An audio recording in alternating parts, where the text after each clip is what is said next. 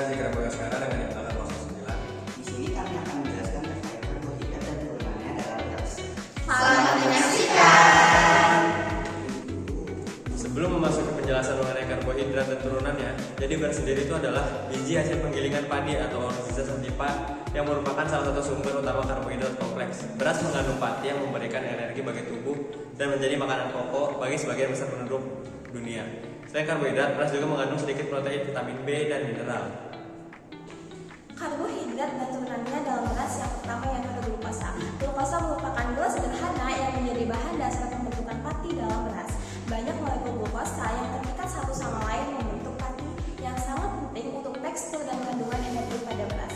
Selanjutnya itu ada fungsi glukosa dalam beras, yaitu sebagai unit dasar pembentuk pati dalam beras, khususnya amilosa dan amilopektin. Artinya glukosa ini seperti molekul kecil yang berulang-ulang disambungkan sehingga membentuk rantai panjang yang menjadi pati. Tanpa glukosa, pati ini tidak bisa terbentuk. Selanjutnya di sini ada struktur dari glukosa.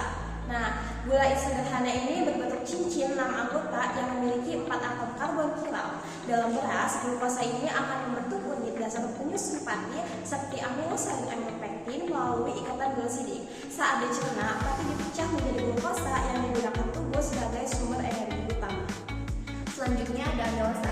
Amilosa merupakan polisakarida dengan rantai lurus yang mengisi pati dalam beras. Kandungan amilosa yang tinggi membuat nasi cenderung tidak lengket dan memiliki tekstur yang lebih kering.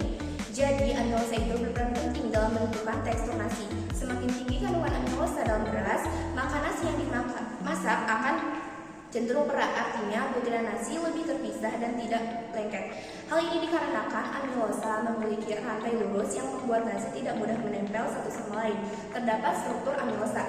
Struktur amilosa merupakan rantai lurus dari D-glukosa yang terhubung dengan ikatan alfa 1 sampai dengan alfa 4. Glukosa terbentuk cincin 6 anggota dengan kubus OH di karbon 1 mengarah ke bawah, menandakan bentuk alfa. Amilosa tidak memiliki cabang dan membentuk struktur spiral dan surit larut. Dalam beras, kandungan amilosa tinggi membuat nasi menjadi perah dan tidak lengket. Pengertian amilopektin adalah komponen pati lain dalam beras yang memiliki rantai bercabang. Amilopektin ini berperan membuat nasi menjadi lebih lembut dan pulen sehingga teksturnya lengket dan mudah dikunyah.